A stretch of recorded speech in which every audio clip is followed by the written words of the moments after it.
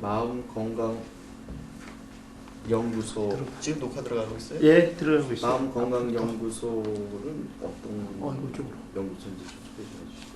예, 제가 사람의 병을 고치는 일을 하다 보니까 사람의 병을 고친다는 것이 어떤 그 현대 의학에서 얘기하는 어떤 국소적인 그런 치료 요법만 가지고는 이것이 치료가 불가능한 것이다는 결론을 이르렀고, 결국은 그 병이 든다고 하는 것은 우리 마음에서, 우리의 생각에서 그런 그 병인을 제공하는 이런 부분이 상당히 차지하고 있기 때문에 우리의 마음이 건강하면 결국은 우리의 몸이 건강하게 된다는 어떤 그런 생각에서 제가 마음건강연구소를 차렸고, 더구나 이제 이 현대인들의 가장 그 문제가 뭐냐면 어떤 그 외적인 그런 그 건강의 개념을 좀 바꿨으면 좋겠다는 거죠. 마음의 건강을 중요시하는 것이 아니라 어떤 외적인 외모에 치중하는, 남에게 보여주기 위한 그런 건강만을 추구하는 그런 시대다 보니까 마음의 뭔가 중요성을 좀 이야기하고 싶어서 제가 마음 건강 쪽을 좀 주로 얘기하고 다닙니다. 그러면 그 지금 그 현대 의학에서 얘기하는 그 예를 자살에 대해서 좀그 선생님하고는 좀 입장이 틀릴 것 같은데요. 자살에 대한 무슨 뭐 원인과 대책 뭐 이런 것이 좀 틀릴 것 같은데요. 크게 틀린 것도 아니라고 생각을 합니다. 왜냐하면 자기 마음이 건강하면 모든 그 삶에서 대면하게 되는 모든 점에서 일단 긍정적인 생각을 하고 보다 더 밝고 보다 더 좀 진취적인 생각을 할 수 있기 때문에 그 자살을 미연에 방지할 수 있는 그런 어떤 그런 뭐 답도 자기 마음에서 찾을 수 있는 그런 것이라고 생각을 하고요. 우리가 자살을 하고 한다는 것 그 자체가 어떤 마음이 건강하지 못해서 그런 선택을 하는 것이 아닐까, 그렇게도 또 생각을 하면 마음 건강을 주로 자꾸 얘기하는 것이 아마 그 중에 좀 뭐 답이 좀 될 수 있지 않을까. 예, 또 자살이 자꾸 이렇게 그 증가하는 그 요인 중에 하나가 결국은 서로 간의 마음이 건강하지 못하기 때문에 그 마음을 주고 받고 나누는데 일단 어떤 장애가 있단 말이죠.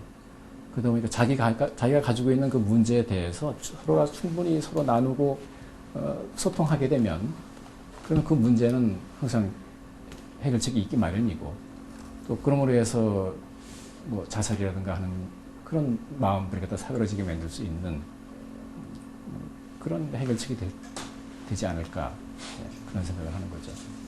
그러니까 그냥 예방의학적 그렇죠. 그런 차원에서 말씀하시는 거죠. 예.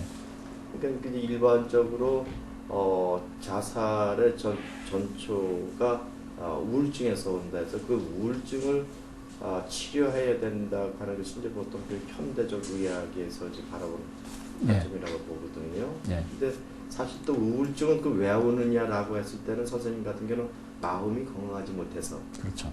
그렇다면 마음이 건강하기 위해서는 또 어떻게 해야 됩니까? 마음을 건강하게 하기 위해서는 우리가 내 안에 내가 그 접하는 모든 사물에 대해서 우리가 어떤 그 개념을 좀 바꿔야 되겠다. 하나하나의 객체, 너와 나, 어떤 뭐 자기만을 갖다 주장하는 뭐 이러한 그 어떤 그 개념들을 우리라는 생각, 너와 나가 하나라는 생각, 또 나라는 자체를 깊이 성찰하면서 과연 내가 어떠한 이유로 지금 이렇게 생활하고 어떤 이유로 아직 하고 있잖아요. 끝나면 같이 가야지. 활동을 하고 있는가, 사는가, 내가 지금 왜 사는가 하는 그런 문제. 그것이 가장 그 어떤 궁극적인 이야기라고 좀 생각합니다. 내가 왜 사는가, 나는 누구인가에 대해서 성찰을 거듭하다 보면 그런 자살이라든가 어떤 이 사회의 부정적인 그런 그 시각은 훨씬 더 줄어들 수 있다. 그래서 자기 성찰의 어떤 그 계기를 마련하는 그런 마음 건강을 뭐 강조하는 것은 아무리 강조해도 이건 뭐 과함이 없다고 생각을 하는 거죠. 혹시 선생님 교육생들 가운데서 자살 충동을 심하게 느끼거나 자살 네. 시도를 했다가 한번 실패했지만 다시 한번 그런 사람들이 있으면 어떤 식으로 좀 강의를 해주시나요? 저는 그런 예가 참 여러 번 있었습니다. 아주 그야말로 막다른 골목에서 다른 선택의 여지가 없다고 느끼고 상당히 어떤 그런 좋지 못한 생각을 하는 사람들에게 지금 처해진 상황에서 내가 이것도 감사해야 되는 것들이 있다. 나보다 더 못한 사람들도 더 많은데 지금 내가 처한 위치에서 감사할 거리를 한번 찾아보자. 그 감사할 거리를 찾아보게 되면 내가 결코 불행한 사람이 아니라는 것을 알게 되고요. 또 그런 그 감사거리를 찾음으로 해서 그 행복도가 아주 그야말로 완전히 다른 그 삶을 살 수 있는 어떤 그런 그 시야가 맑게 개는 그런 일들이 많이 있고, 또 어떤 긍정적인 사고라는 것을 갖다가, 긍정적인 생각이라는 걸 갖다가 우리가 얘기할 때 그것이 굉장히 어렵게 얘기하는 사람도 있겠습니다만은, 저는 그 어떤 그 순간순간, 매 순간에 내가 과연 어느 정도 그 기분 상태에 빠져 있는가를 갖다가 알아차리는 어떤 그런 그 깨어있는 상태를 이야기를 많이 합니다. 내가 지금 뭐 하고 있고, 내가 지금 그 기분 상태가 어떤지를 알게 되면은, 그렇다면, 내가, 지금 행복하구나, 내가 기분이 좋구나, 나쁘구나, 슬프구나 하는 이야기를, 그것을 느끼고, 그러한 그 감정을 내가 느끼고 그것을 표현할 수 있는 어떤 그런 상태를 갖다가 자꾸 훈련을 통해서 저희를 가다듬는 거죠. 그렇게만 한다면 어떤 난관에 봉착하더라도 그것을 누구 주위 사람들에게 같이 표현하고 소통하면서 나누고, 그래서 고통은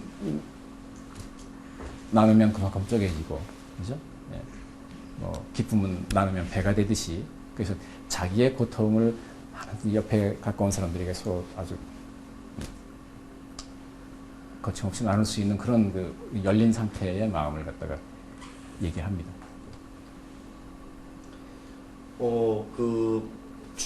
우리나라 사람들이 이제 그 OECD 국가 중에서 자살률 1위가 아닙니까? 네.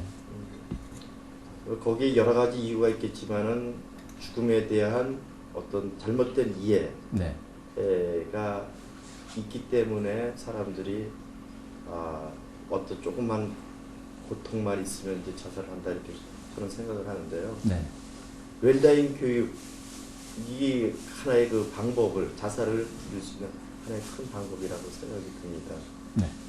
그래서 이런 웰다잉 교육의 강사들도 활동하시잖아요. 네. 그래서 자살이라고 하는 것을 개인적인 일로 치부할 것이 아니라 어떤 국가라든지 이 사회가 좀 이런 것들, 웰다잉 교육을 좀 더 확산해야 될 필요가 있지 않을까 생각이 드는데, 네, 맞습니다. 그 강사로서 그렇게 된 바라는 점이랄까, 그 견해 좀 밝혀주시면 좋겠습니다. 예.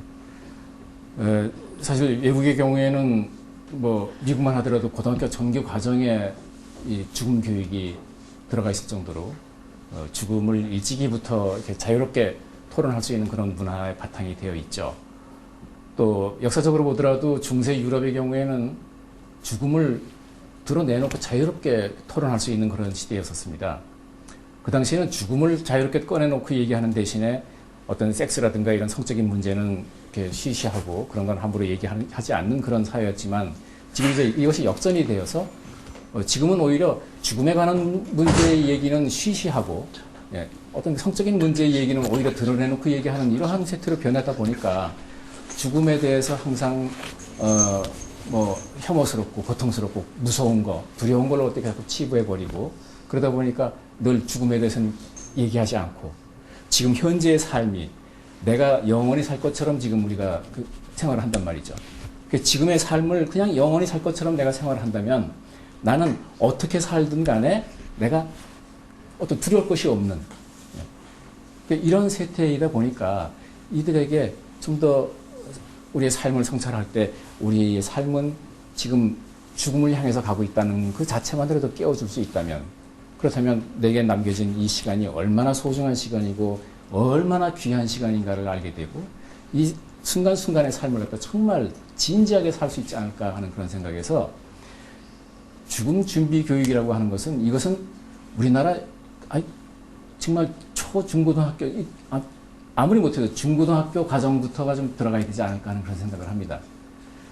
더욱이 우리 사회가 이제 극도로 현대화되고 이제 고령화가 되다 보니까 많은 분들이 어떤 그 죽음에 대해서 암울하고 그냥 피하고만 싶고 내일 생각하지 않는 이런 그 정서적으로 완전히 피폐되어 가는 그런 사회가 되어가는 것이 상당히 좀 걱정스러운데, 가까운 일본의 예를 보더라도 일본의 경우는 뭐 아시다시피 고령화가 일찍이 시작이 돼서 고령화에 따른 그런 여러 가지 사회적인 문제점들이 많이 드러나고 있는 실태입니다.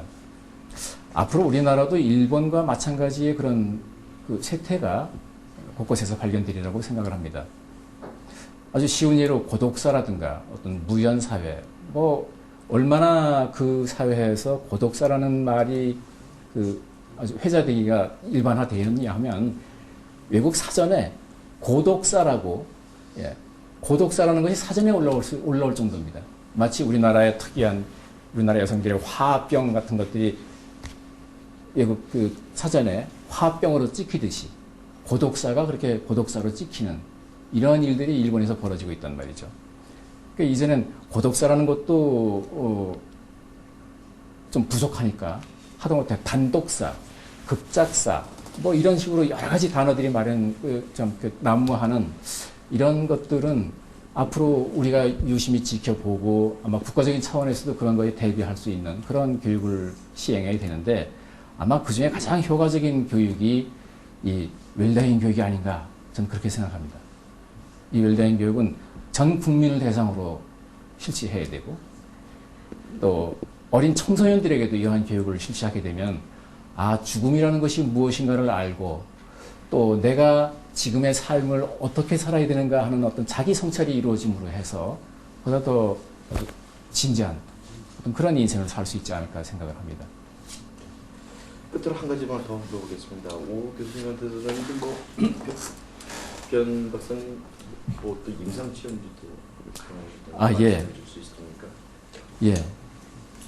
저는 뭐 상당히 어린 시절에 지금으로부터 뭐 한 40여 년이 지난 때입니다만은 그때 제가 죽음을 경험을 했습니다. 제가 제 모습을 보고 제 옆에서 시트에 덮여 있는 저를 옆에서 이렇게 보고 뭐 주위에서 일어난 일들을 제가 기억을 하고 있습니다. 제가 틀림없이 봤습니다. 또 나중에 그걸 좀 다 확인할 기회가 있었고요.